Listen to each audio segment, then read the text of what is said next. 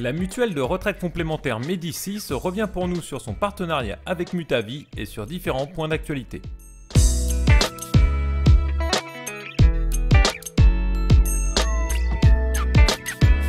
C'est bien, je dirais, un partenariat entre deux structures qui se complètent, parce que Mutavie ne cache pas que son métier est clairement un métier d'assureur vie, pas de constructeur de rente, et nous n'avons pas de compétences d'assurance vie, et nous n'en aurons sans doute jamais.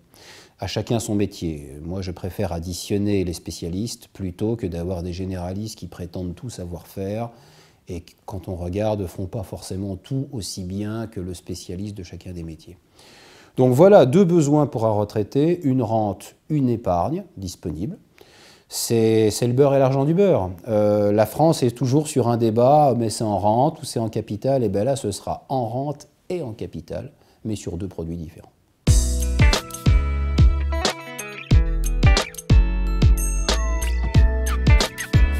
En début d'année prochaine, on va distribuer les produits obsèques de la Massif. Et c'est également vrai sur la dépendance, et nous avons également un accord avec la Massif pour distribuer, c'est un peu plus compliqué de distribuer un produit dépendance, mais en 2011, normalement, également, nous distribuerons un vrai produit dépendance. Je pense que la santé sera probablement la quadrature du cercle pour Médicis. On a un produit garantie accident de la vie qui est géré par la MAPA, par exemple, que l'on distribue depuis fin 2009. C'est dans cette même logique. On reste sur une famille de risques qui sont vraiment des risques de vie à long terme. Notre métier, notre horizon, c'est le long terme. La santé, c'est le court terme. Mais la santé est un besoin, par contre, tellement puissant qu'il est difficile de l'ignorer. Donc, on terminera, je dirais, probablement, l'élargissement de notre distribution par un produit santé.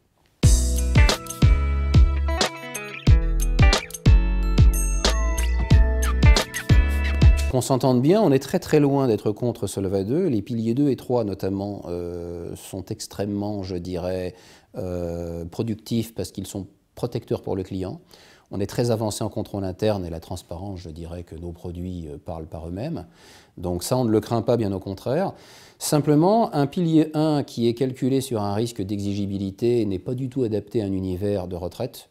Pour la bonne et simple raison que moi, je connais parfaitement la sinistralité de tous mes clients puisque je connais leur âge, et qu'on ne peut pas prendre sa retraite à n'importe quel âge.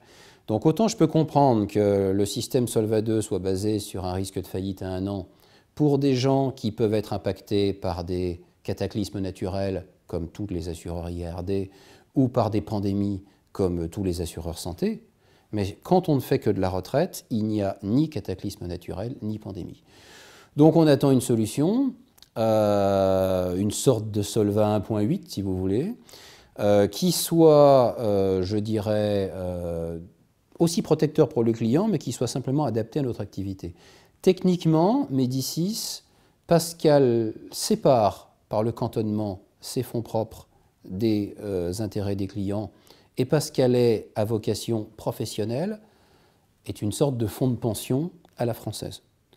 Alors, on lui donnera le nom qu'il faudra lui donner, mais en tout cas, il est important qu'en Europe, on soit tous traités de la même manière en fonction de notre activité.